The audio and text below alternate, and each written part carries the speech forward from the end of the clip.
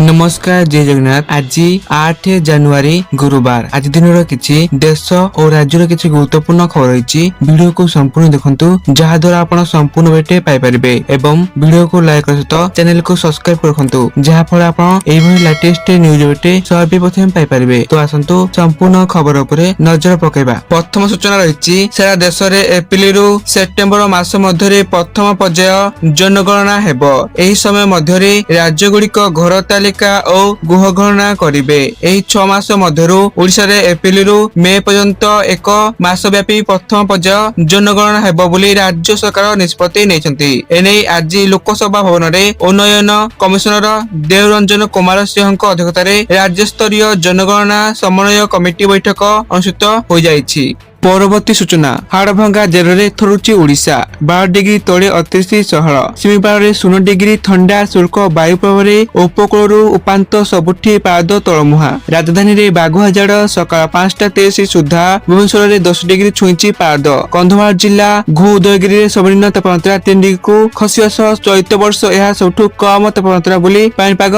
विभाग स्पष्ट करिछि। परवर्ती सूचना आसंता फेब्रुआरी 1 रविवार आगत हेबो केंद्र बजेट आगत करिवे अर्थमंत्री निर्मला सीतारमण। आसंता जनवरी 28 रु संसद रे बजेट अधिवेशन आरंभ हेबो। एने राजनैतिक व्यापार कैबिनेट कमिटी पक्षरु निष्पत्ति नियायछि। जनवरी 28 रे अभिभाषण रखिबे राष्ट्रपति द्रौपदी मुर्मू।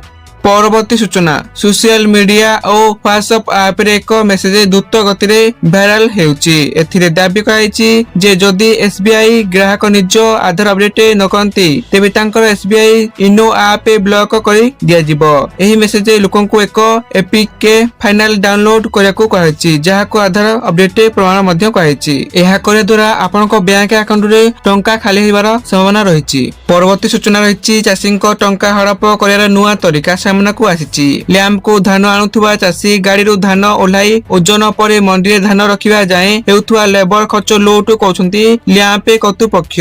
चाषी एही खर्च निजे बहन करथुवा बेले बस्ता बाबद को टंका दे जाउछि जहा को नै केन्दुझर रे चाषी मध्य रे असंतोष बढ़िछि। परवर्ती सूचना रही राज्य में 168 गोदावरीश मिश्र आदर्श प्राथमिक विद्यालय भित्तिप्रस्तर स्थापन होईछि। एही क्रम रे बलांगीर जिला लोईसिंहा ब्लॉक झारमुंडा आंचलिक नोडाल हाईस्कूल परिसर में आयोजित जिला स्तरीय बीसी कार्यक्रम में जिला शिक्षाधिकारी प्रदीप कुमार नाग अध्यक्षता करथिले। परवर्ती सूचना गहना किनिबा पूर्व नजर पकांतु केउ शहर केते रहिछि सुना दर। तेबे जदि आपण आज सुना किना को चाहउछंती बा योजना करछंती तेबे जानतु आज केते रहिछि सुना और रूपा दर। आज ओडिशा राजधानी भुवनेश्वर रे 24 काटे सुना मूल्य 10 ग्राम पिछा 1,35,820 टंका रहिथा बेले 22 काटे सुना मूल्य 10 ग्राम पिछा 1,24,500 टंका को पहुंचिछि। अन्यपटे रूपा मूल्य किलो पिछा 2,41,000 टंका रहिछि।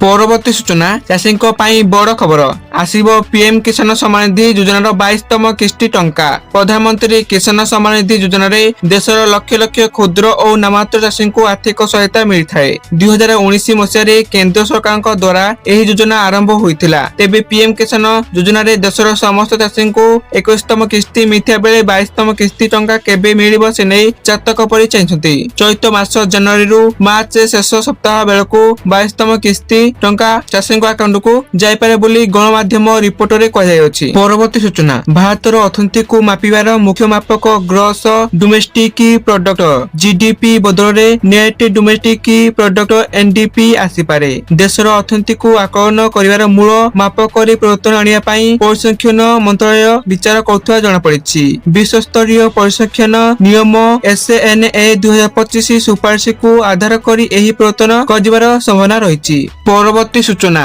कर्मचारी भविष्य निधि पांठी संगठन ईपीएफओ यार कर्मचारी पेंशन स्कीम ईपीएफ 95 रे व्यापक परिवर्तन आनिबा उपरे विचार करुछि जहा द्वारा लक्ष लक्ष पेंशन भोगी उपकृत हेबे। सूचना अनुसार सर्वनिम्न मासिक पेंशन जहा वर्तमान 1000 टंका रहिछि ताहा 5 गुण वृद्धि पाई 5000 टंका होइजिबो। तो यहा थिला सूचना आपण माने वीडियो को संपूर्ण देखिथिरु आपण मानकु धन्यवाद।